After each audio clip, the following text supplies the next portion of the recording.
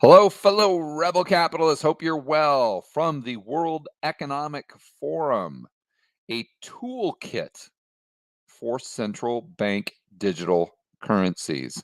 This is an article, or quite an extensive PDF actually, that came out from the World Economic Forum where Klaus and Bigglesworth and all the other cronies are giving this to governments, officials, to central bankers themselves as a way to kind of guide them in their objectives or to guide them in their future vision of having a central bank digital currency. And so I think we need to start by understanding how they're viewing it and what they're willing to admit to, what they're not willing to admit to. They meaning the World Economic Forum, and then trying to realize that the central planners themselves will be getting this. And is this PDF specific marching orders? I don't know. I think there's some latitude there, but I think it's what we can use to predict how the central planners might roll this out in the future, the probability of us seeing a central bank digital currency, and how they may use this to micromanage not only the economy, but micromanage your life. So let's get into it here. This is from the World Economic Forum's own website, and you can see the URL up here. And this looks like it's about 28 pages. And I want to get into the kind of their what they call the pros and cons. Well, they're calling the opportunities and the challenges, the pros and cons. But we start by looking at the title. Again, I was not making that up. A lot of people call me a conspiracy theorist or a tinfoil hatter, all these things. All right, guys, don't call me the conspiracy theorist. Call the World Economic Forum themselves the conspiracy theorist. And this is their Insight Report, Central Bank Digital Currency Policy Maker Toolkit. So this goes to the policymakers, kind of giving them instructions on how they should think about central bank digital currencies, or maybe how they should implement them in the future, or the reasons to implement them. First thing that I noticed, just FYI, is the executive summary might be the worst executive summary I have quite ever seen in my life. Usually I like to go to the executive summary because it just gives you bullet points, kind of a Reader's Digest version. This does none of that. It just basically tells you kind of, well, I guess it's par for the course because it's like everything the World Economic Forum does. It's just this bizarre like word salad of just all these words that when you read them, you're left even more confused than when you started. I think that might be intentional. But moving on down to the key opportunities and the challenges, you would think that one of the very first things they would acknowledge as a challenge would be, wow, this is really going to infringe on people's privacy. And wow, this gives the central planners themselves an incredible amount of power and control. Unfortunately, you will see none of those concerns in the key challenges.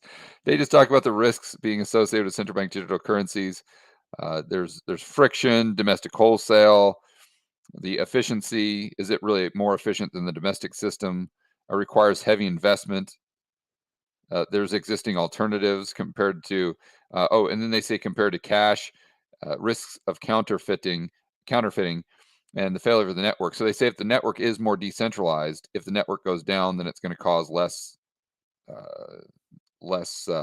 fewer problems. Or a strong, and here is where I actually don't think they understand a central bank digital currency, or I don't think they understand central banking. And let me read this to you here. Where a strong deposit insurance system is already in place, retail CBDC would probably not provide added value in terms of offering safe haven option for retail saving. Save. And by the way, I like how they're using safe haven and just completely omitting inflation. Like, just as if you're putting your money in the bank, well, that means it's safe. Well, really? Well, what's the definition of safe? It's, well, you're most likely to get your money back. Well, who cares about getting your money back? What you should be concerned with is getting your purchasing power back. So it's ironic, I think, that they're, or maybe it's kind of it tells us a lot about how they see the world by their omission of inflation when talking about a quote unquote safe haven option for retail savings. But you'll notice, again, nothing regarding personal privacy or the authority and the power, the control, the risks of giving the government those types of levers, if you will, or that type of just really total dominance over the domestic economy in XYZ area. What are the downsides there? You're not going to see them acknowledge that anywhere. So I talk about financial. Oh, I'm sorry. Where I was going with this is that the central bank or the strong deposit insurance system. So this implies that the FDIC, as an example, can actually insure the deposits, and that's nonsense. Last time I checked, they had about $150 billion that they could cover. Keep in mind, deposits right now, M2, maybe what, 20 trillion. So good luck with that, FDIC. If we have a problem, that's just FDIC is like a little kid's security blanket. Like, it makes you feel good, but if someone comes in, or if a bear comes crashing into your house, that blanket's not going to do you much good. And it's the same thing with FDIC. Where I think they don't understand how a central bank works is that if you had accounts with the central bank, there's no way they couldn't make you whole in nominal terms. So it is actually superior from that standpoint to just simple FDIC insurance. So they say it generates substantial financial risks, including bank disintermediation. Okay, so here I would actually agree with them, and it destabilizes the banking system, is what they're saying.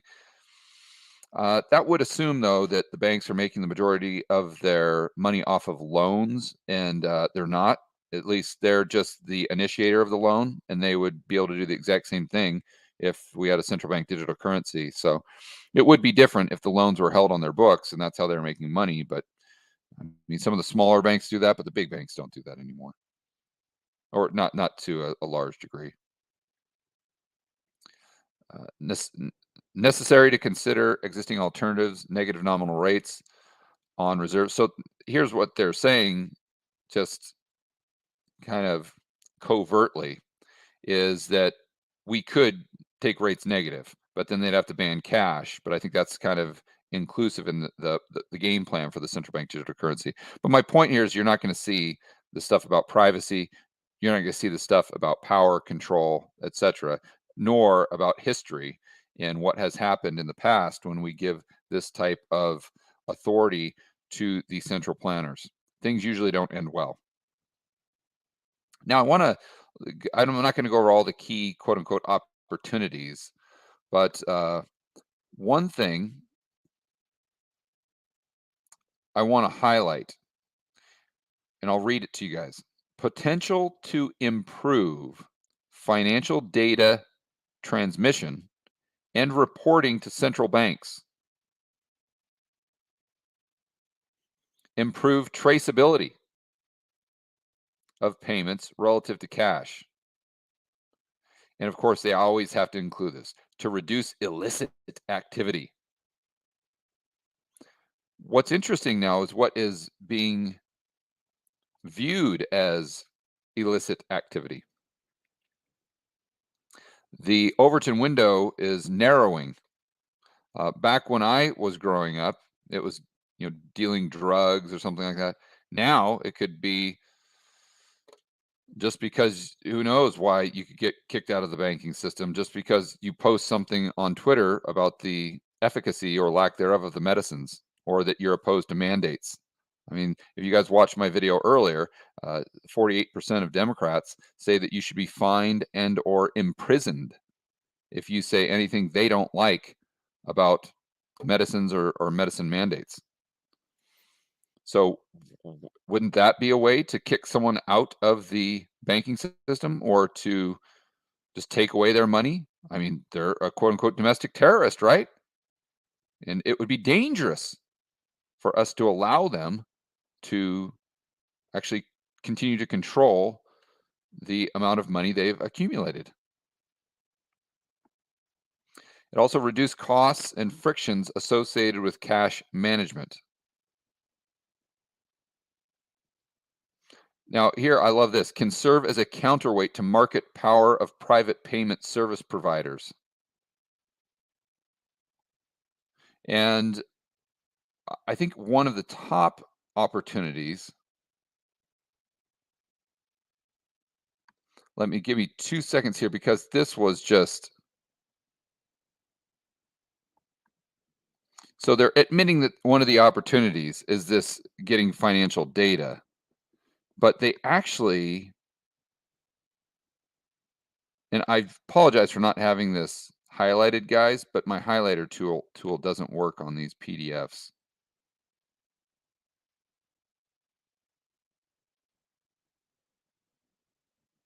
Well, guys, go ahead and read it. I believe they're saying one of the benefits is it actually provides more consumer privacy.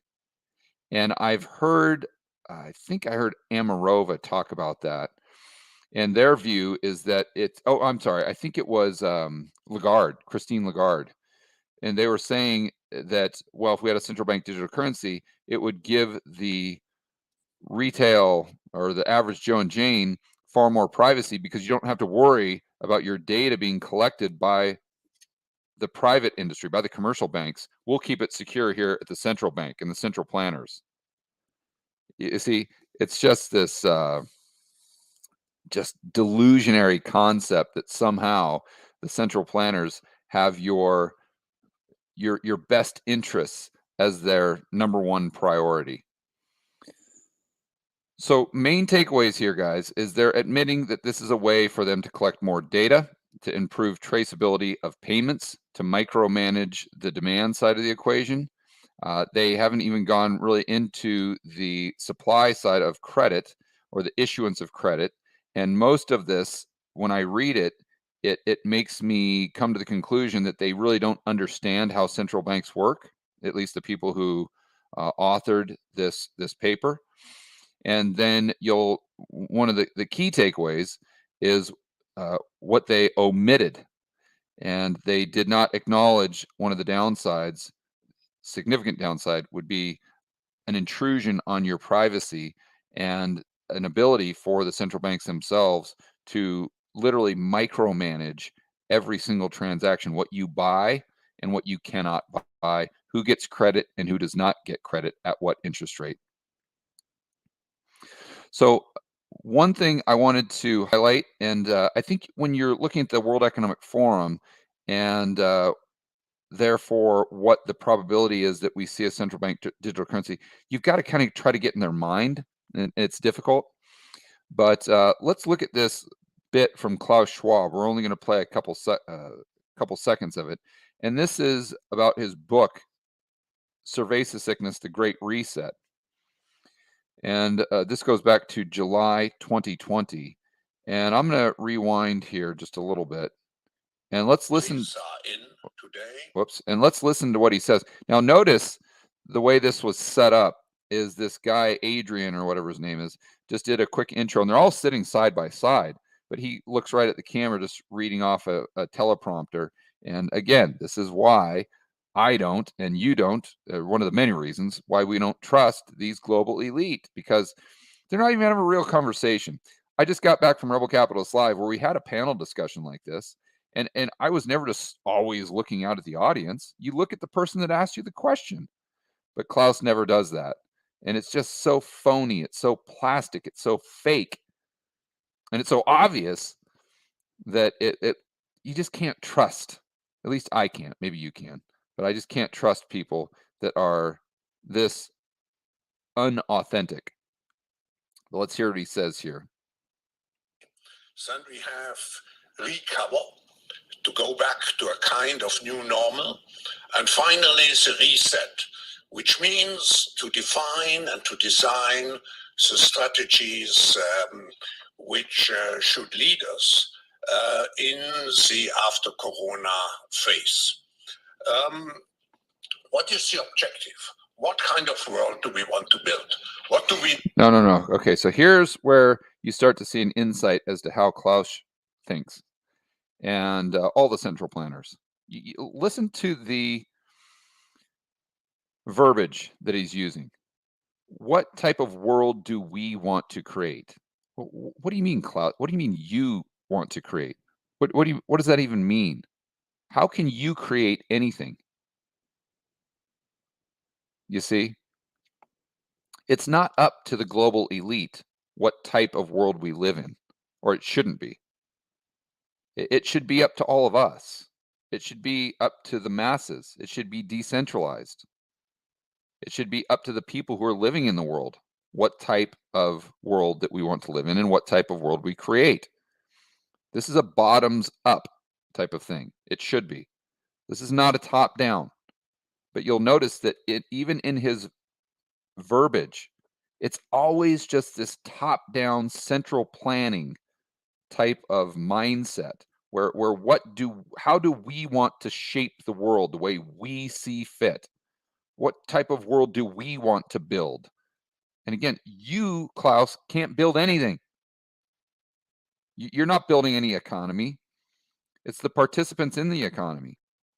And that's why you need, in the fairest, most beneficial type of economy is free market capitalism, because that's when the customers, the participants, are voting with their dollars every single day, with every single transaction, as to what type of environment, what type of economy they want the entrepreneurs to build.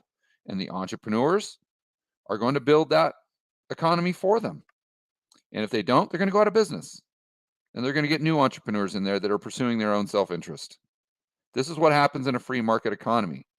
The participants at an individual level get to decide what that society looks like with each transaction they do daily, or with their productivity, with the decisions that they make. That's what shapes society. You see, what Klaus wants is he wants to shape society in the way he sees fit, or the way the global elite see fit, and forget about the other 7 billion people on the planet Earth. They're not worthy. They're not intelligent enough to make those types of decisions. This is the attitude. This is where they're going with it. This is why they believe in a socialist utopia. This is, in my opinion, why they want to have this central bank digital currency, because it gives them control over the economy, which allows them to move forward to a socialist utopia where they control the means of production. That's the bottom line. Now, you can sit here and say that that's a conspiracy theory, or I'm just a tinfoil hatter, blah, blah, blah, blah, blah. Fine. But one thing that is not debatable is that the global elite are central planners. That's not debatable. They will come right out. They're telling you that. It's just, don't take my word on it. Take Klaus's word on it. And so you've got to say, okay, well, what's the end game there if you believe in central planning? Like, take that to its logical conclusion. And if you do, then you pretty much come to the same conclusions that I've come to, in which case you would have to label yourself a tinfoil hatter along with me. But I think it's just so vitally important that we listen to what they say, we try to think this through, and we try to understand to the best of our ability what their worldview is. When you combine that with all their blog posts, with their reports, with their toolkits, with their fourth industrial revolution, with their Great Reset agenda, then you can start to see what their objectives are. And then hopefully you can determine if what we're seeing in the world around us is being influenced by those objectives, and therefore what the probability of them achieving these objectives are over the long run, let's say between now and actually 2030. And if you look at Sun Tzu, The Art of War, by knowing them, by understanding their objectives, it gives us a greater chance to be able to push back and make sure that they are not allowed, or that their objectives are not fully realized within the global economy. That's how I hate to use the word war because it implies violence and whatnot, but that's how we win, is by understanding the people who are trying to create this socialist utopia, understanding how they plan on getting from A to B, and then we can stand up and push back against it.